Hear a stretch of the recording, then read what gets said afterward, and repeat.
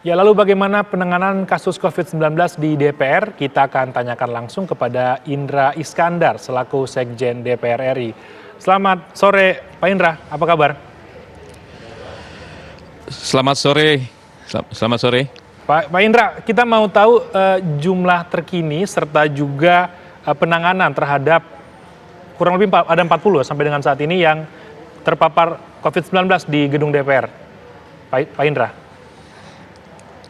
Iya, jadi memang sesuai dengan tracing kami itu saat ini yang terindikasi positif itu 40 ya. Jadi dari Dewan seperti kemarin kita ketahui ada sekitar 18, kemudian selebihnya ada TA, SA, ada pegawai, ada cleaning service gitu ya. Nah jadi saat ini memang kami sedang juga melakukan pengetatan dalam berbagai kegiatan untuk melakukan sterilisasi. Nah ini adalah momentum karena juga Dewan berkaitan dengan siklus waktunya. Mulai pekan ini kan reses hingga besok mulai Senin, Selasa kita secara total akan mensterilkan seluruh gedung yang digunakan oleh Dewan. Juga ruang-ruang rapat di alat kelengkapan Dewan. Nah, di DPR ini kan ada beberapa, di lingkungan Kompleks Senayan ini ada beberapa zonasi kalau saya sebutkan ya. Zonasi itu berkaitan dengan zonasi tempat kerja Dewan di Nusantara 1, zonasi di Nusantara 2, tempat rapat-rapat Dewan, ruang paripurna, ruang-ruang fungsional. Kemudian ada zonasi di ruang sekretariat jenderal, kemudian juga ada zonasi Dewan Perwakilan Daerah, ada zonasi MPR. Nah sehingga mulai Senin ini kita akan fokus melakukan pengetatan dan melakukan sterilisasi di gedung Nusantara 1. Dan mungkin teman-teman di media atau pers kemarin menyebutnya lockdown, saya setuju apapun namanya, tapi memang mulai Senin kita akan melakukan prosedur yang sangat ketat terhadap semua orang yang lalu lalang, termasuk di koridor Nusantara 2, siapapun yang tidak berkepentingan akan kami tegur dan akan kami minta untuk meninggalkan tempat itu. Jadi mungkin akan ada suasana yang berbeda di minggu depan. Begitu. Pak Indra, kami mendapatkan informasi kabar duka cita sebenarnya Pak ya. Ada beberapa atau anggota DPR yang dinyatakan meninggal dunia karena COVID-19.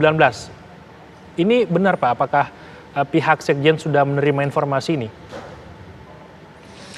Ya, jadi seperti saya sampaikan tadi bahwa itu yang jumlah 18 orang itu pun informasi-informasi dari beberapa fraksi yang menyampaikan kepada kami tentang kondisi anggotanya yang rata-rata ada di dapil gitu ya. Nah tapi perkembangan terakhir kemarin pagi ada ASN juga yang positif dan memang pagi ini ada yang meninggal Pak Insinyur Supriyanto anggota Dewan dari Gerindra.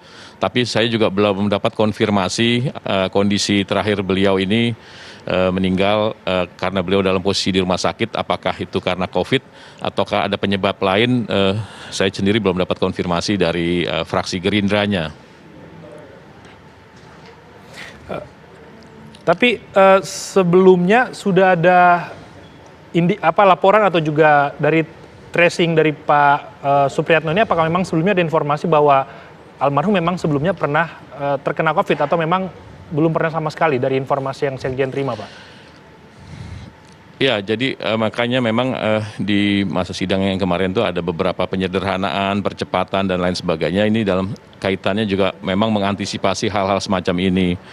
Ada beberapa misalnya anggota Dewan yang menyampaikan kepada saya bahwa setelah dilakukan swab dirinya positif gitu.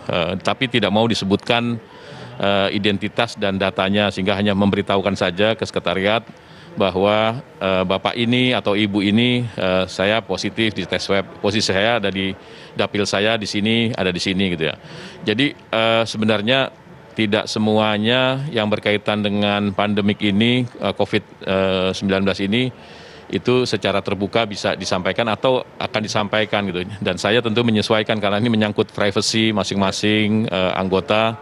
Ya, kita harus hormati itu saya kira. Ya, baik, itu privasi dari masing-masing ini Pak ya, anggota dan juga itu memang perlu dijaga sebagai privasi. Nah, mereka ini 18 ini Pak sempat berkegiatan tidak Pak ketika mereka sebelum dinyatakan positif, sebelumnya pernah berkegiatan tidak di dalam gedung DPR atau berinteraksi dengan anggota DPR lainnya? Jadi di masa sidang yang lalu, yang baru ditutup minggu lalu itu, semua proses-proses persidangan, mulai di komisi, di paripurna dan lain sebagainya, kan sudah ada protokol kesehatan, sudah ada pengetatan-pengetatan sesuai dengan aturan yang sudah dianjurkan pemerintah gitu ya, sehingga memang DPR pun melakukan pengetatan-pengetatan sehingga rapat-rapat di periode masa sidang lalu itu dilakukan dengan cara protokol COVID gitu ya, sehingga di setiap rapat komisi dan alat kelengkapan dewan dibatasi hanya 20 orang yang boleh hadir. Nah, kebetulan yang disebutkan 18 ini memang adalah bagian yang selalu mengikuti rapat secara virtual ya, tidak di kantor. Jadi kita juga tidak terlalu khawatir harus melakukan tracing siapa saja yang berhubungan di sini. Tapi ada juga memang komisi-komisi yang anggotanya itu positif, kemudian juga ASN-nya positif, kami tracing siapa aja yang berhubungan, satu komisi dilakukan tes swab gitu ya, kayak gitu-gitu. Jadi kepedulian kami juga untuk memonitor ini sangat tinggi.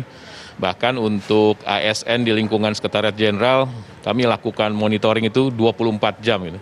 24 jam kita akan monitor masing-masing keadaannya seperti apa gitu.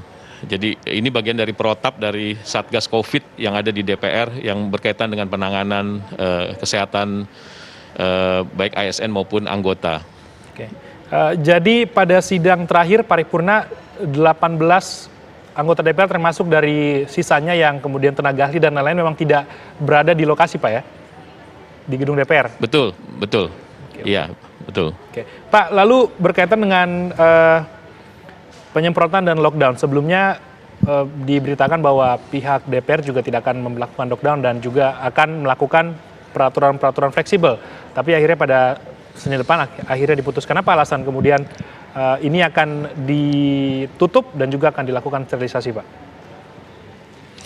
Jadi setelah waktu itu pimpinan DPR menyampaikan alasan berkaitan dengan percepatan paripurna, ada Satgas COVID dari Pemda DKI itu mendatangi kami untuk meminta penjelasan itu. Jadi kami jelaskan secara tuntas dan memang kami sudah memprogramkan berkaitan dengan reses ini kita akan lakukan sterilisasi. Nah, yang perlu kami antisipasi kan bahwa anggota dewan ini ada 575, mereka semuanya akan melakukan aktivitas untuk di dapilnya, di konstituennya pada saat masa reses ini dalam bentuk bermacam-macam, bisa bantuan sembako, bisa bantuan APD, sehingga administrasinya itu harus dilakukan oleh tenaga ahli atau staf administrasi yang ada gitu.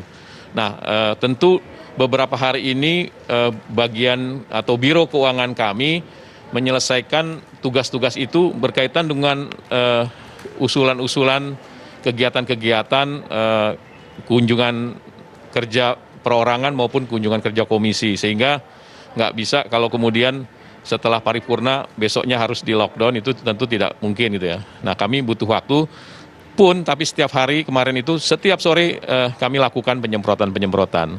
Nah, nanti mulai Senin dan Selasa ini akan kami semprot semua, akan kami sterilkan semua ruang-ruang sidang, ruang-ruang rapat. Setelah itu kami akan lakukan penyemprotan setiap hari Senin sampai dengan nanti masa sidang akan datang di 8 November. Baik, terima kasih. Pak Indra Iskandar, informasi terbaru berkaitan dengan penanganan kasus COVID-19 di DPR, di mana ada beberapa anggota DPR dan juga beberapa staf serta pegawai kebersihan yang ternyata COVID-19. Terima kasih Pak Indra sudah bergabung bersama kami di Kabar Pandemi Corona sore hari ini. Terima kasih banyak. Terima kasih.